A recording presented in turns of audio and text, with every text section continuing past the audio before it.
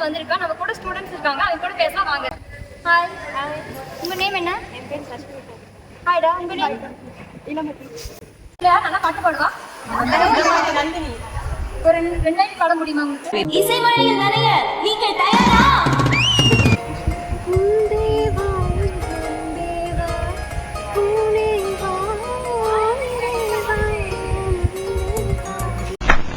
Super.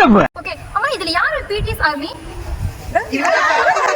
அப்படியா? அதான் ஏதோ ஒரு கேங் பிடிஎஸ் ஆர்மி கம்பல்சரி இருப்பாங்க. யாரு பிடிக்கும்?